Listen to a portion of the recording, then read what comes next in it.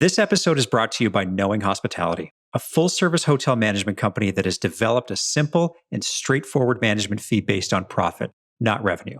If you're a hotel owner that believes in a new way of doing business and want to learn more about the benefits of a profit-based management agreement, visit knowinghospitality.com. Now let's get to the podcast. When you're working with a customer, you want to have a good, solid relationship with them. By the time you get to contract stage, they know that you are looking out for their best interest. And you have uncovered everything there is to know about why they're booking with you.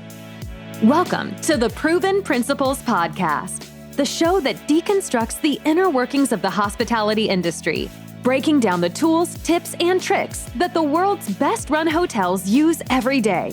Here's your host, Adam Knight. We haven't spent much time on hotel sales and marketing on this show, so we decided to dedicate a 4-part series to all of the intricate phases of these critical disciplines. We're talking with experts on how to get found by potential clients, prospecting and signing contracts, the changes to the booking landscape, and getting your story out there. This is the first episode of our sales and marketing series. My guests today are Robin Moncrieffe and Niki Wade. Both Robin and Niki bring 25 plus years of hotel sales experience across multiple brands and management companies. They're also the hosts of the Don't Look Under the Bed Hospitality podcast, where they speak with industry leaders about the future of hospitality and promote the industry to the next generation of professionals. This episode is all about contracts and negotiations. We discuss the prospecting and qualifying process, getting to the contract phase, negotiation, myths about hotel sales and marketing, and much, much more. So let's get to it. This is episode 76 of the Proven Principles Podcast, Robin Moncrieffe and Niki Wade on hotel contracts and negotiations. Enjoy. Robin and Niki, thank you so much for being on the show. It's great to have you. It's great to be here. Thank you. Don't Look Under the Bed, the podcast. Thank you. Both of you are the hosts. Yes. I'd love to know how this show came to be for those that are listening right now that haven't heard the show. What's it about? But also, tell us a little bit about both of you. What's been your career arc to date? I guess I'll start. Don't Look Under the Bed, a hospitality podcast, started with Niki and I just having conversations while we were furloughed from work. So we talked about our job search, what we were doing, what we could do better, things like that. And then one day I was like, you know what, we should record this because I'm sure there are other people out there going through a similar situation. So we started recording and then, we just came up with more ideas. Well, let's talk to some industry leaders. Let's talk to some HR folks to make sure that we're doing this right. And that's kind of like how it was born. We've been in the hospitality industry. For me, it's been 30 plus years. And so I've dedicated my career to this industry and I want it to survive. So that was my way of giving back and just promoting the industry and keeping it alive so that people would still be interested in, in joining the hospitality industry. Niki, how about you? How's your career been to date? How did you get to where you're at? I actually came into the industry on a different path. I came in as an intern in college, and I was able to work at a couple different types of properties and really figure out where I wanted to be. And so it's been in the full service world is where most of my time has been spent, and I'm about almost 25 years in this industry. I love service. I love the experience. Whenever you walk into a hotel, it should definitely be an experience. And just as Robin said, while we were both had a little break, while we were on our little away time during the pandemic, we would just talk and just talk about all these different things in our industry and how much we enjoyed it, how much we missed it. And something that I've realized is you don't really know how much you know until you start talking about it. Mm-hmm. And so it just became something of, let's share that. That's a gift we can give to this industry. Let's try to encourage people. I'm not an expert on anything, but if we can make people feel good, let's do it. Yeah, and you have a perspective on things that you've honed over many years. And I think like probably a lot like you guys, like when I started the show in a very similar way, got furloughed and eventually laid off from a corporate hotel position and wanted to just have those conversations, wanted to have a seat at the table still and help people going through the same thing.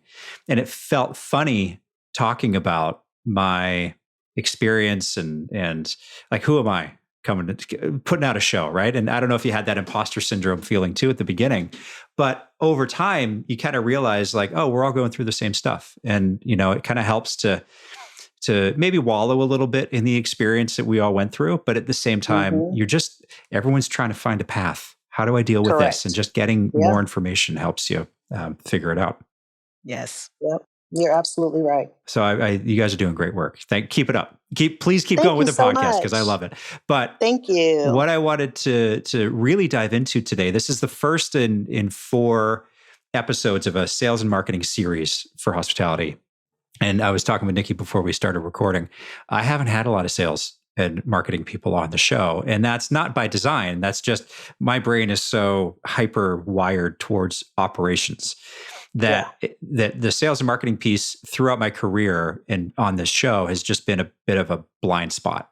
And so there's a bit of a selfish nature to putting this series out to educate myself. But I know there's a lot of operations folks who are in the same position where their only involvement is a site visit or dealing with a problem after the fact. Right. There's obviously a lot more to it. So what I wanted to get you guys on to talk about today specifically was the contracts and negotiation part of the hotel sales piece department. And it's probably a good place to start is, are you guys waiting for the phone to ring or are you actively going out looking for people to book rooms with you? Maybe take us through, explain it to us as if we're 5-year-olds. What is the start of this sales process? So for me, I am in a suburban neighborhood extended stay property. So yes, I am having to go back to sales 101 and actually look for business. I am a hunter. So I am actively prospecting and looking for business for my particular hotel. So that's the sales process for me. It starts with preparation, research, and just trying to figure out where the business is, who has it, and how you can get some of it. So for me, it is totally, I'm totally always in investigative mode. I drive around the comp set to take a look and see what's going on in everybody's parking lot to see what people are doing at breakfast and to see, just what's happening in the market. So I am totally on the hunt. Okay. Checking now. reader boards. Yes. All of that. Yes. Yeah. Yes. Niki, is it similar in your world? On my world is a little bit of the opposite. I'm at a downtown property, actually properties in downtown. Okay. And with us, we are surrounded by corporations, but a lot of people have not gone back to work. So there may be, a handful of business travelers here and there. There are other things happening nearby that has kind of has allowed us to have different opportunities. We're surrounded by a lot of music venues, and live music has come back. So I'm slowly becoming this all things tour buses and crew person. Which is very different. I had a strong corporate business background, and leisure travelers, we're starting to see them coming in, and it's really interesting how the landscape of our business has changed. Even just the other day, I was talking to someone that their family member was graduating from college, but the college had limited 4 tickets per graduate to attend. So they wanted to book a meeting room where they could live stream this graduation and have their own watch party with the family members that couldn't attend. That's nice. That's a different angle. Totally. I was like, wow, that's different. that's a new prospecting stream that I really had not considered. Right. That with all these events coming on live or on, virtual events, that maybe there are people that want to get together and see them and all be in one place together. So I think even though, yes, my phone does ring, I still have to be hunting because, it's never going to be enough. Yeah. Our industry, we had hotels close for months on end or opening back up with very limited staff. So you're constantly in the looking mode, hunting, trying to figure out, what's going on over here. Even dealing with restaurants. Well, restaurants send managers out to train at restaurants. There's a long-term stay opportunity in that. So it's constantly moving and thinking and trying to figure out, how do we reinvent this thing? So very different. Very different. And the prospecting side of what you do is completely different. Gone are the days of I assume right now that your typical guest mix was very predictable, very and you kind of knew how to layer in business, and that's all just been completely blown out of the water now. Does that color how you look at potential business now, or are you sort of like, there's a big hole now Monday through Thursday because business travel's not what it used to be. So we're willing to take a different type of guest mix in the hotel now, or is it still a little more like regimented? For me, it is, there's still some business out there. There's just a matter of uncovering it, obviously, and finding it. I work in an area that is primarily oil, gas, petroleum, and energy. And obviously, most of those folks are still working from home. So I've had to go and look for other types of business. So training with insurance is still happening. There's the restaurants are booming now. So restaurants are still opening and they're doing training. There's still lots of construction going on. So I'm looking for projects and construction crews. So for me, the business is a little bit different now, just based on the area where I am. But there's some out there. You just have to find it, uncover it.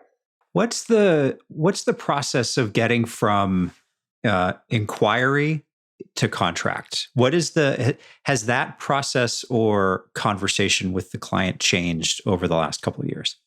I don't think it's changed. The phone doesn't ring, like you said, but if you do get an inquiry or a request for a proposal, the important thing is to be able to totally qualify it, to make sure that one, it fits, your product fits their needs, and two, they fit your needs. So you have to go through the entire sales process of, qualifying it totally and, producing a proposal for them and, getting the buy-in that your product actually works for them, and then moving on to, negotiation and contract phase. So you still have to take all those steps. I definitely agree with you there. And what I find is those persons who were maybe the meeting planner or the travel person, they may or may not be there anymore. So now you're really taking it from, the basic levels, completely explaining to the person, is this what you're asking for? And as Robin said, really qualifying that piece of business, because you may not be working with that seasoned or skilled meeting planner person anymore. It may be someone who they said, hey, we need 5 rooms, go figure it out. And so now we're working. That's our client. That's our customer. Yeah. So you're able to qualify the business, and the client, you get to that part where they're like, okay, send me a contract. Let's get into this here. What's involved in the negotiation process when you're trying to get a contract signed? And I'm thinking specifically about, like, I've seen some sales contracts in hotels that are, they're that thick, 20, 30 pages and full of clauses and there's protection for the hotel. I mean, there's a lot of demands on the client. When you get into that, is it more, there's more negotiation going on than just room rate, right? Like how much they're going to pay, right? There's a lot more here. So can you maybe give us some perspective on how those conversations usually go? I think, and this has been my experience, if you qualify it properly and get everything out on the table during the proposal stage, your contract and your negotiation are going to go a lot smoother. So when I say that, obviously, when you're working with a customer, you want to have a good, solid relationship with them. By the time you get to contract stage, they know that you are looking out for their best interest. And you have uncovered everything there is to know about why they're booking with you. I can use, for example, a group, maybe like a medical supply group is coming to the hotel. And so I want to find out what their goals are. I mean, at the end of the day, what is it that you want to achieve? I want them to know that I'm interested in their success. So just the RFP will simply say, I need a meeting room for 12 people from 1 to 5. Mm-hmm. And that's all you get. Well, there's more to that. It's like, well, why? What's the purpose of the meeting? What is it that you hope to achieve? By the time you have all of the conversations and you're able to extract what the end result is, I end up finding out that the medical supply company is courting somebody to sell their product to. So they're trying to impress someone. So at the end of the day, they need to look good. Yeah. Okay. And that's just kind of just on a surface level, just an example of being able to find out and uncover what actually is the end result that the client is looking for. And so I think when they know that you're genuinely interested in what it is that they want to achieve, and they know what their goal is, they know what it's going to take for them to be successful. You just need to get that out of them. And I think that the negotiations go a little smoother. So yeah, you do have people that will send you an RFP with 30 different things on it, and it's an ask. But you'll be able to suss through that. So that's kind of like my experience. Yeah. Niki, do you find that where we are today, that you're dealing with less savvy clients, or maybe that's not a nice way to say it, just maybe less experienced? So they don't, like, you have to walk them through the process more so than they're sort of like, they just sort of have a list of questions that they need to hammer out. One thing for me is contracting with anything, whether it's a hotel or you're making a major purchase, it should never be scary. Both sides should understand. And even for myself, I'm reading through the contracts, making sure I understand and can fully explain every clause on that paper. Mm-hmm. And then if there are questions about it, okay, well, let's talk about this. What, and getting feedback from the clients, because sometimes people don't know. And then I never want anybody to walk away from doing business with me Mm-hmm. feeling like I wasn't clear or they didn't understand. And even the tough conversations, sometimes I'll tell a client, hey, I understand you're saying this is what you want. Let me suggest this, or let's do this instead, because maybe it protects them and maybe they don't realize they need that. But I just feel like if you handle things the right way in the beginning, you will have a return customer. People will follow you. They'll come back to you. They'll send other people to you. So it's just really handling, and it's that relationship. It's totally about the relationship. Yeah. I imagine that there's not that you're not on the client side, but you have to make sure that they know that you're not being predatory in the contract phase, in that negotiation phase. You're not trying to lock them into something by pulling the wool over their eyes, or, that there's something buried in a deep in a contract that nobody's going to see. Sure. It's really that when you talk about relationship building, I imagine a lot of that is just making sure that you're seen as a partner and a shepherd kind of through the process, rather than just a transactional relationship. Mm-hmm. Yep. That's actually the part about creating the value, is being is being the partner and educating them, and just letting them, being able to speak to every clause that's there in the contract. Another example I can use is, how sometimes you get inquiries, or somebody will call, like you said, maybe somebody that is not as savvy, and they'll say, I need to do a dinner for 100 people during a date where it's not a catering free sale.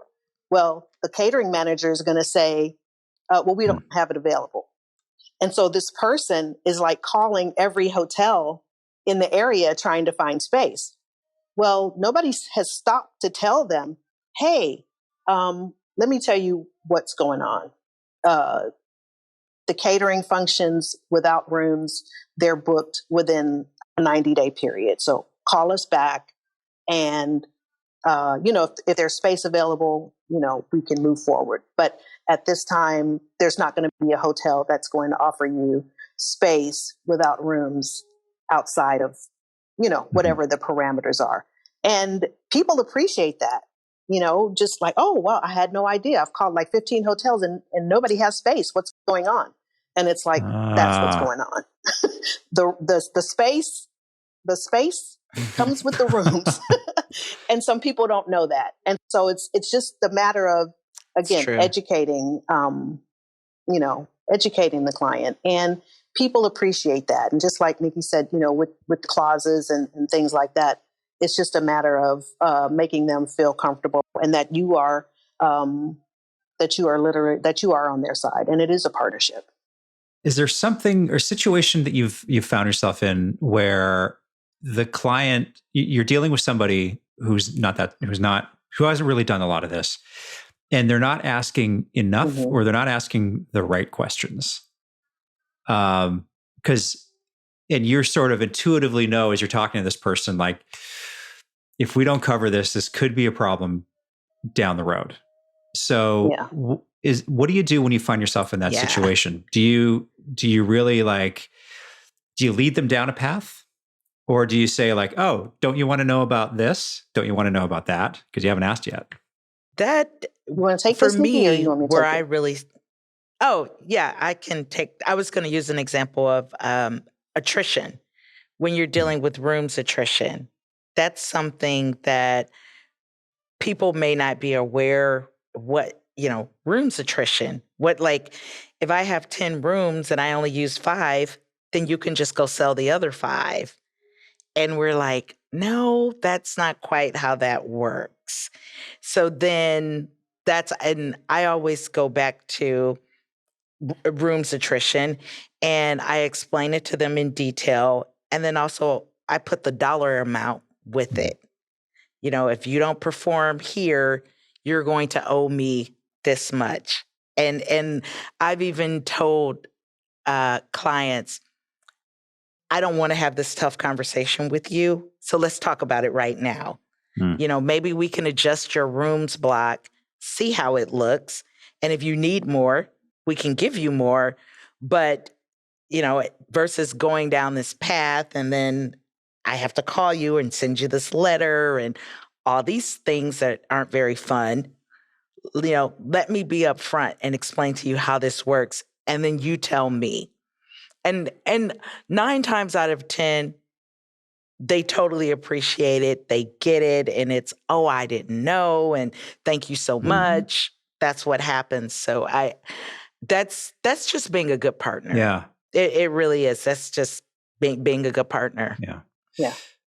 I'm glad you brought up the attrition piece, because I have there's always been this narrative on the ops side about contracted blocks versus pickup versus what actualizes, and how in some, I don't want to put you on the spot, but in some sales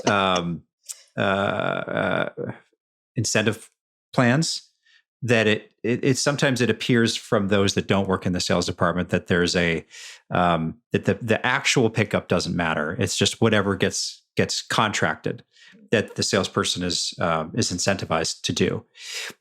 Are there any myths out there about that perspective? That I'm guessing that's a wrong perspective, but can you maybe shed a little bit of light on what that looks like from your world? In my experience, Adam, I would say what's contracted, that's what we agreed to with the client. Okay. I have always cut it back by 25%. So I allow for attrition in the system. So that's been my experience. I mean, yeah, we're giving the client 25 rooms on paper, but in the system, I'm literally blocking maybe 17 or 18. Yeah. So I cut my blocks just to allow for that sort of thing. And that's just me. I don't know how others do it, but I always want to be a little conservative. A client will always come in and say, "Oh, I need 80 rooms." You're like, no, you don't. For 5 nights. And you're like, yeah, we want to give you 80 rooms for 5 nights, but we know it's going to be 20, and then 25, and then you may peak at 47, and then go back down. So just knowing that, and that's a part of the conversation. Once again, when you know the history, you need to uncover that history so that you can know, okay, well, when they were in San Diego, this is what they actually picked up. When they were in Nashville, this is what they actually picked up. So I'm not going to block 80 rooms for 5 nights, because that may preclude some of my other team members from booking something. So, we want to make sure that it's accurate.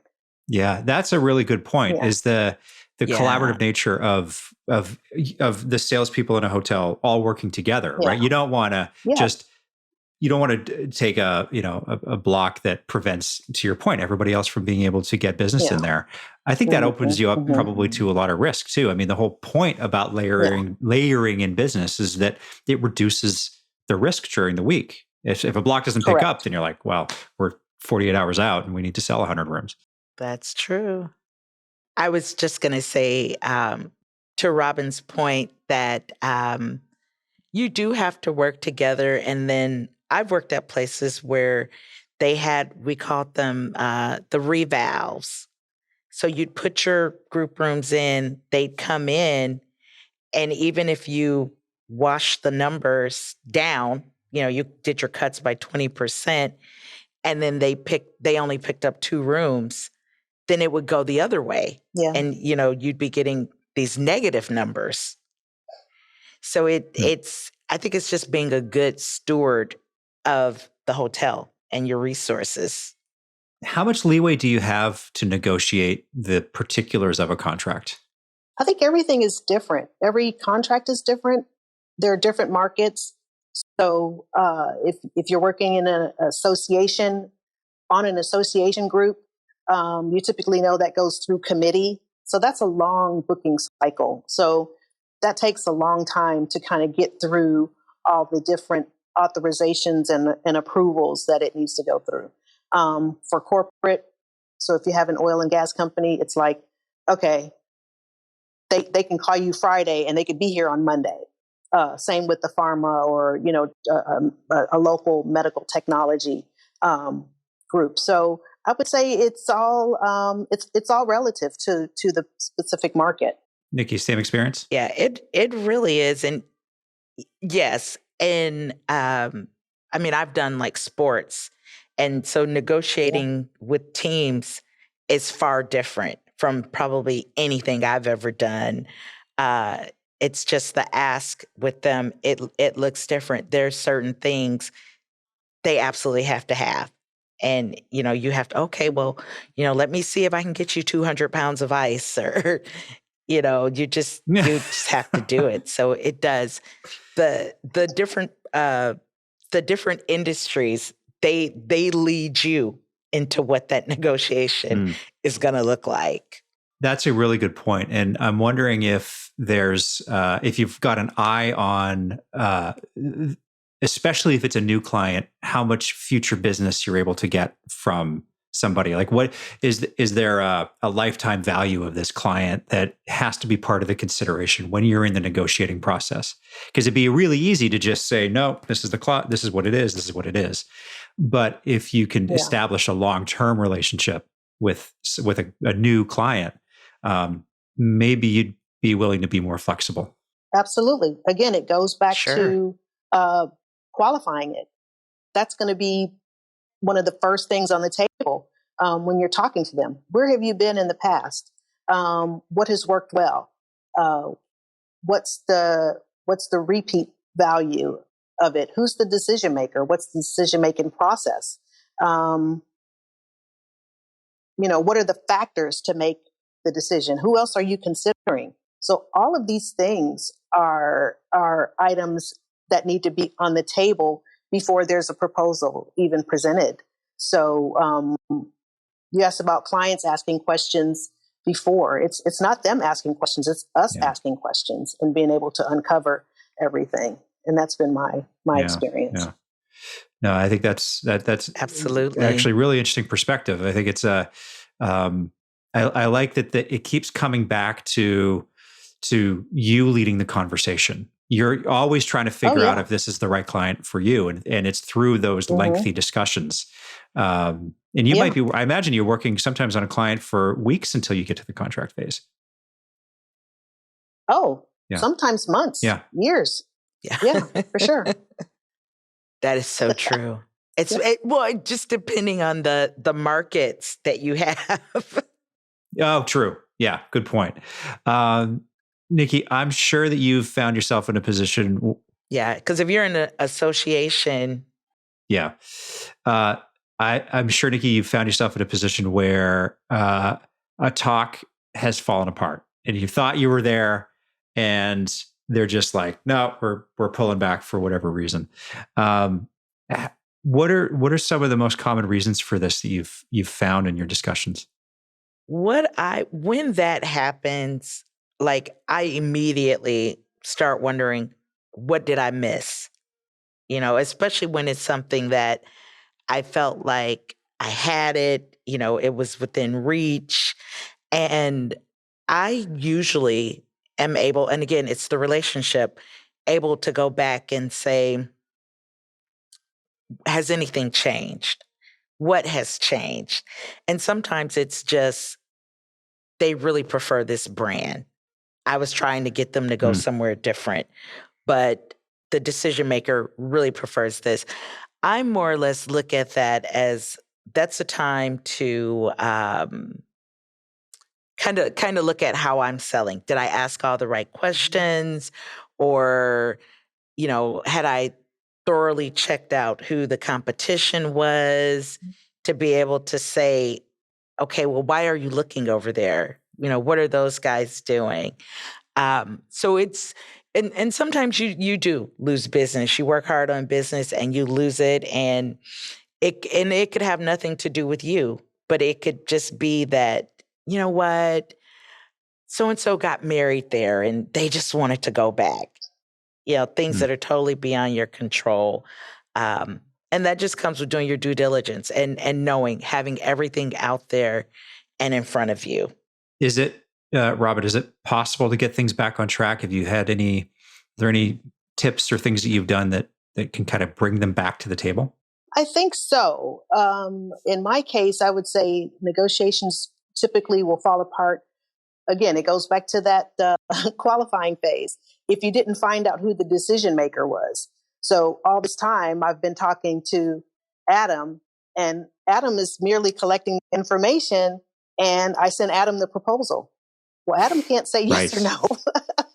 So I should have found out that he wasn't the decision maker, but I need to talk to Adam's supervisor. So you can start over again and get back on track by just merely stating, hey, Adam, is it possible that I can speak with your supervisor, Niki, and kind of discuss, what she's looking to get out of this meeting or whatever. And so you can get it back on track, that way. Sometimes the negotiations fall apart because the customer had no intention of buying from you. They just wanted to get a bid so that they can get a lower price perhaps at their current vendor, so that happens, sadly, but that's the reality. But you can absolutely get back on track. You just have to go back to those qualifying questions and make sure that that you ask again and uncover whatever the obstacle is. I love that advice about finding out who the decision maker is. That was when I started doing consulting. That was the first lesson that I learned, because you go through that whole process and you think you're there, and at the end of the day, you're relying on a third party who's not really interested either way to relay your story and information. Play that game of telephone. You know how that goes. Yeah. So just go straight to the top. That's right. Even though your direct contact may not be the decision maker, you still have to find a way to keep them involved. So it's usually like this person might be the influencer, whereas their supervisor may be the decision maker. So we want to, let's keep everybody close, because usually you do end up back with the influencer after the decision has been made. So it's important to build those relationships on both sides. Yeah, that's actually a really good point. And it just brings this whole conversation full circle, that it's all about relationships and cultivating that connection with people, which is what we're trying to do every day, regardless of your position in a hotel, right? Your audience is different depending on your position, but it's the same goal. I'm just curious to get from both of you before we wrap the show here, anything actionable that in your experience that you've seen that either a salesperson, maybe someone junior coming in, or that a company you've worked for in the past or a hotel you worked for in the past maybe could have done things a little bit differently. Is there some piece of actionable advice that you could give to that new salesperson or that hotel company that's struggling, that could help propel them to the next level?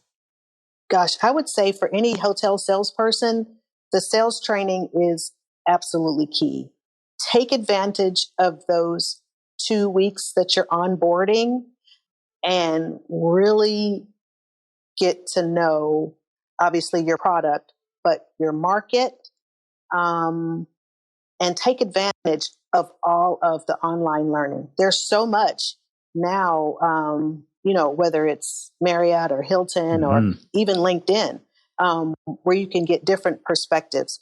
Hotel sales is a lot different from, say, for instance, car sales, because you've never met that person before. You're walking in and you're walking out. You don't know that person.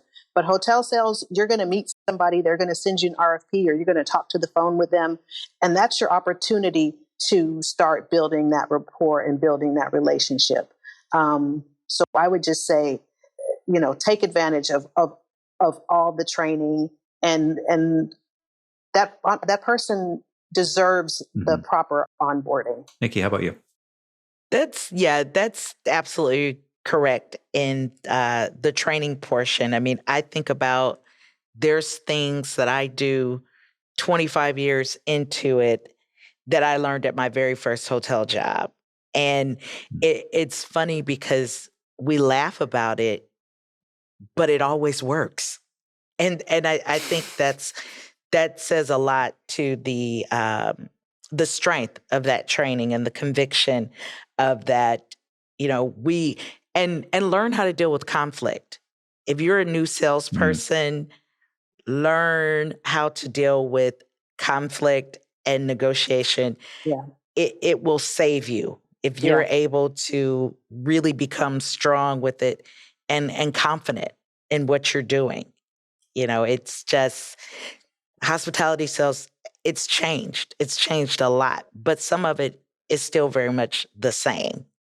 The fundamentals are the same. Just, it's that maybe the clients are changing and their needs are changing. But that's one last question, then we'll wrap. It just came to me here. What do you want the operations people to know about what it is that you guys do day to day, or maybe bust a myth that you think might be out there? I know. That's a whole nother episode, Adam. We're going to have to come back. We'll have to come back. Because the perception is we live up there in the Crystal Castle and we're having lunch and cocktails with clients every day. But I mean, just know that we are working for y'all. We're working for operations so that there are, that there's business, that there's revenue, that there's, hours for housekeeping and for banquets. That's what we're doing. I mean, our names are on those contracts. So we are, there's an expectation there. And so we're working for you guys. Yeah. Absolutely. We're on the same team, we just play a different role, but we're all on the same team. And that sales, we're not just doing things or promising things to, let's see if they can make this work. No, that's not the case. We're all on the same team. Yeah. And the communication, I feel like I always let my operations team know I'm available. If there's a question, I never want to throw someone out there and I'm not standing there next to them and we're holding hands. So let's work together. We're on the same team. Yeah, I love that. I remember telling people if it wasn't for what you do every day, we wouldn't have hours. We wouldn't be able to send our kids to school. We wouldn't be able to put food on the table because, up until maybe this is going to change, but staffing and scheduling was always occupancy based. And we need those rooms so people can get hours. And so it is all, everybody's connected. Yeah. It's right. It's symbiotic for sure. Yeah. Rob and Niki, if anybody wants to learn more about either of you or your podcast, what's a good place for them to go? We're both on LinkedIn, and they can find us on Instagram and Facebook at Don't Look Under the Bed pod. And where else, Niki? I think that's it. That's it. Okay. Well, I'll link to everything in the show notes if people want to just scroll down and you'll find it on your podcast player there. Rob and Niki, I appreciate you being on. I appreciate you being the first episode of the Sales and Marketing series.